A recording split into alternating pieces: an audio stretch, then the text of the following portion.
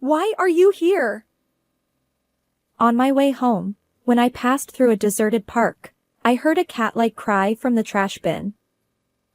I thought someone had played a prank and got stuck inside, so I peeked in. There was my 3-month-old daughter. She was supposed to be home with my husband. In a panic, I called him, and he calmly lied.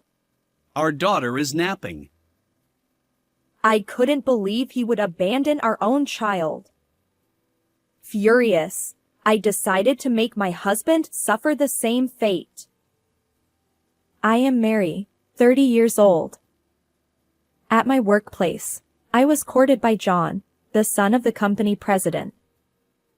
We got married just 3 months later, and I became a housewife to support him. During our courtship and early marriage, John was very kind. My parents-in-law also blessed us, and I was living happily every day.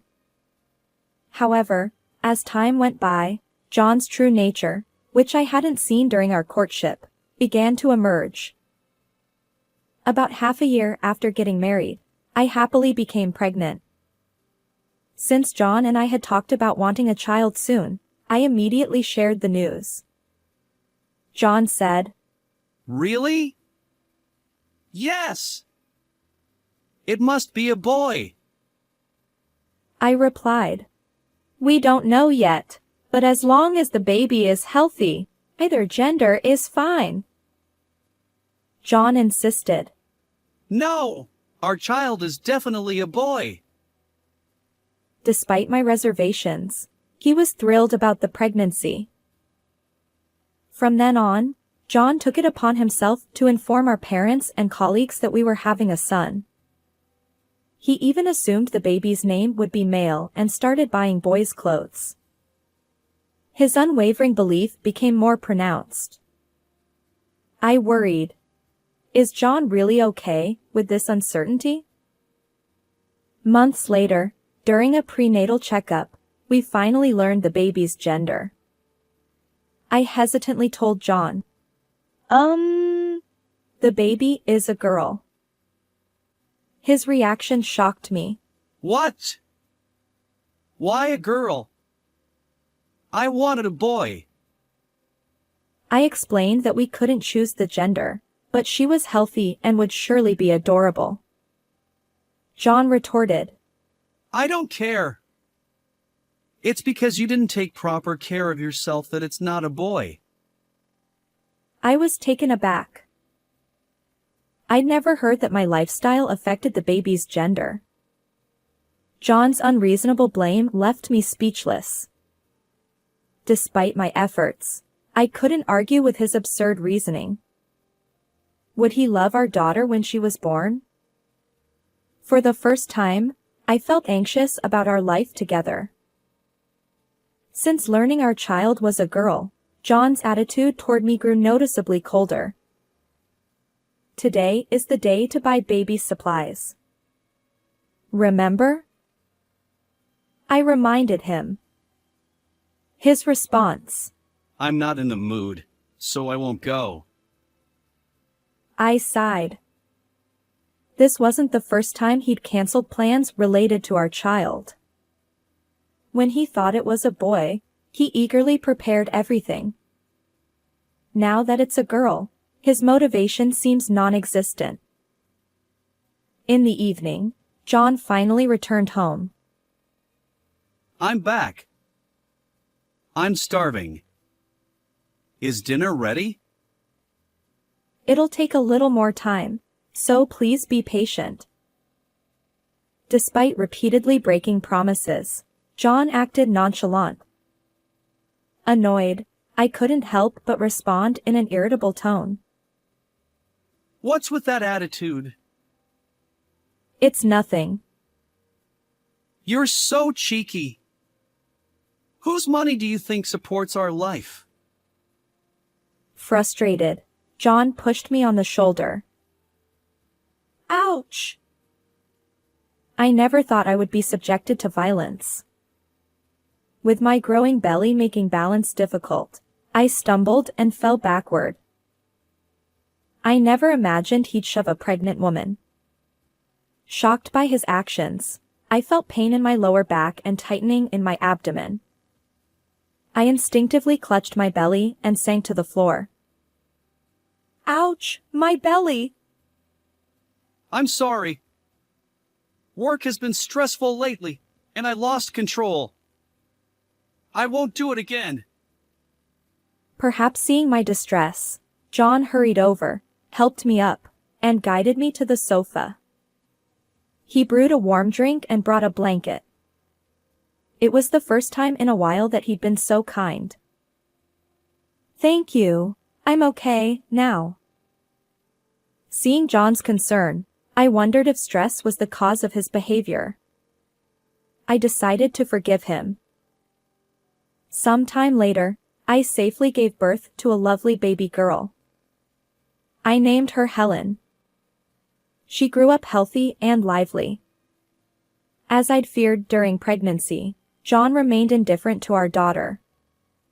Despite my disappointment, I hoped that fatherly instincts would eventually awaken in him. One day, while struggling with parenting Helen, I received a call from my mother. She had been in an accident and was injured, requiring hospitalization. Since my father's passing, she had been living alone without any reliable relatives nearby. Although her life wasn't in immediate danger, I worried and decided to visit her. However, our family home was far away, and the journey would take a full day. I hesitated to take 3-month-old Helen with me. When I informed John that I was going to visit my mother, he responded with an indifferent and showed no interest in coming along. Despite my concerns about leaving Helen, I had no other option but to entrust her care to him. Please follow the instructions for preparing the formula exactly as I showed you. If you're unsure, I've left notes, so make sure to check. John replied, I'll manage for a day. You better hurry, you'll miss the train. Reluctantly, he agreed to take care of Helen during my absence. Initially, he wore a displeased expression, but after repeated requests for his cooperation in parenting, he seemed to understand. He even made an effort to learn about feeding and diaper changes. Perhaps this was an opportunity for John to grow as a father. On the morning of my departure, I left with hopeful expectations, torn between my responsibilities and my longing to see my mother. After a long journey, I safely reunited with her. She appeared more spirited than I had anticipated. With hospital arrangements settled, I stayed overnight at my childhood home. The next day, I had planned to spend the morning with my mother before returning. However, she called early, suggesting I come back sooner for Helen's sake. Worried about our child, I had initially told John I'd return in the evening. But I changed my plans, opting to take the first train home. As a result, I arrived at our nearest station well ahead of schedule, eager to see Helen. I walked briskly toward home. Wait, what's that sound? Along the path from the station to our house, there was a sparsely populated park. As I passed through, I heard something resembling a baby's cry. I glanced around, but there was no one else, no parents with children or anyone else nearby. It must be my imagination, a baby wouldn't be here. Perhaps it was just a kitten's mewing. Despite my rationalization, curiosity got the better of me, and I entered the park to investigate. As I walked, guided by the sound, it seemed that the cries were coming from inside a trash bin. Perhaps someone had played a prank, trapping a creature inside.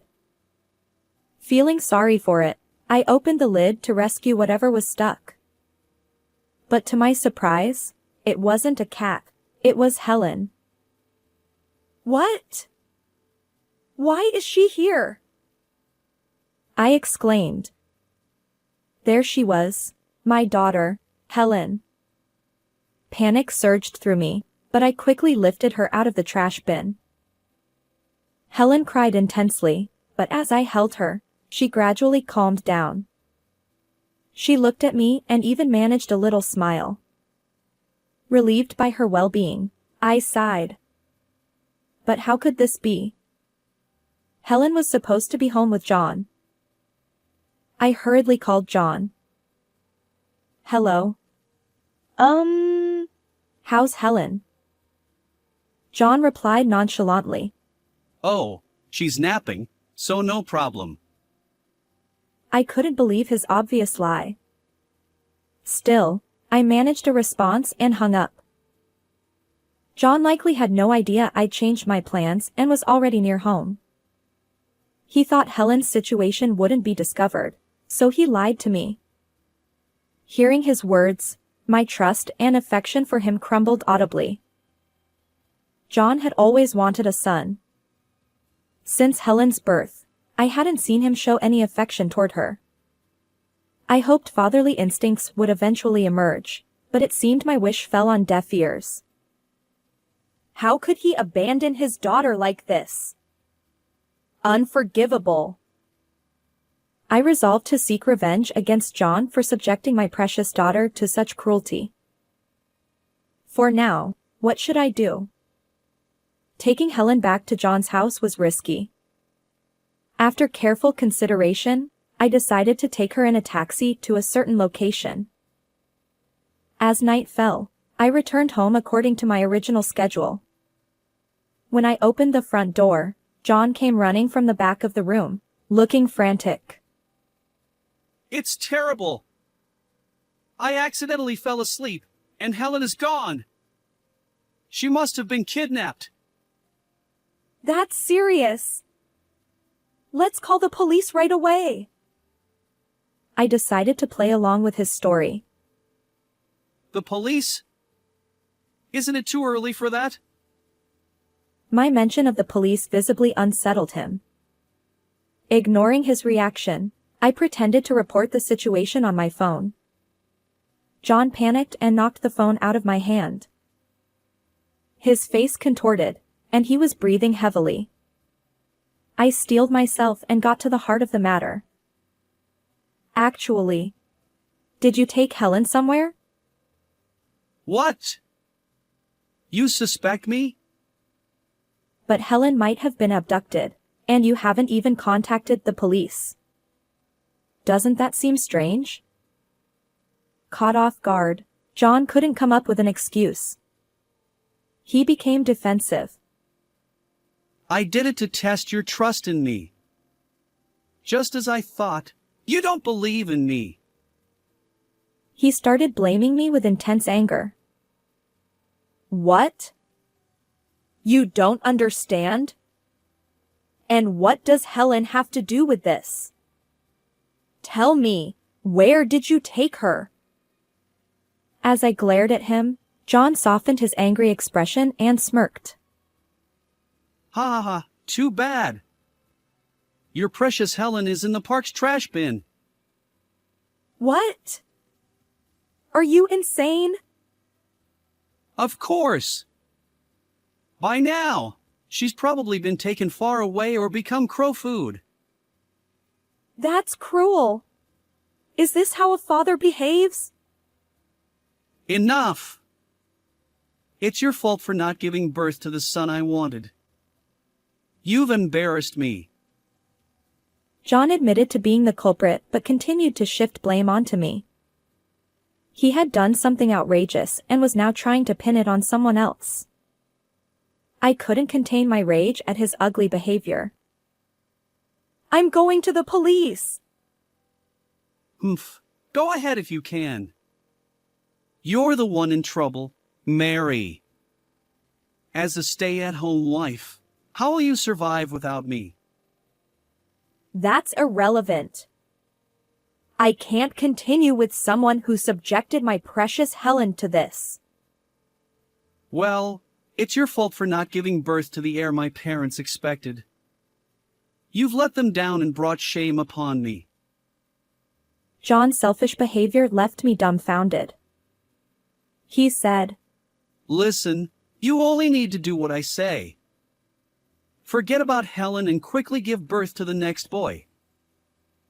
with a smug expression. He laughed at me, and I glared back in frustration. Then, the front door opened. Standing there were my in-laws, holding Helen. John's eyes widened in shock as he saw the parents he hadn't expected and the daughter he thought he'd abandoned. He nervously wiped his forehead, sweating. The truth was, after ending the call with John at the park where I found Helen, I took a taxi to my in-laws' house. I happened to find Helen and rescued her. I've already informed your parents about this incident, I explained to him. His parents had heard John's verbal slip outside. My father-in-law shouted at John. How could you abandon your own child like that? John stammered, unable to come up with an excuse. My father-in-law continued. You were fixated on having a male heir, but just being a boy doesn't guarantee succession. You're fired. John tried to protest, but my father-in-law wasn't swayed. We'll also nullify any talk of you being the next company president. Our family ties are severed, so don't come to us again. John, who had always been confident and boastful at work, couldn't defy my strict father-in-law. John trembled and shed tears. I said, Since I'm the leaseholder of this apartment, get out now. John pleaded. Wait, Mary, are you really abandoning me too? Despite losing his job and being rejected by my in-laws, he desperately apologized. Please forgive me. I'll properly care for Helen from now on. What? Now you say that? You abandoned your own child, and just because she's not a boy? I messed up, but I don't need to obsess over an heir anymore. It's fine. And, I'll take care of parenting from now on, so you can work outside.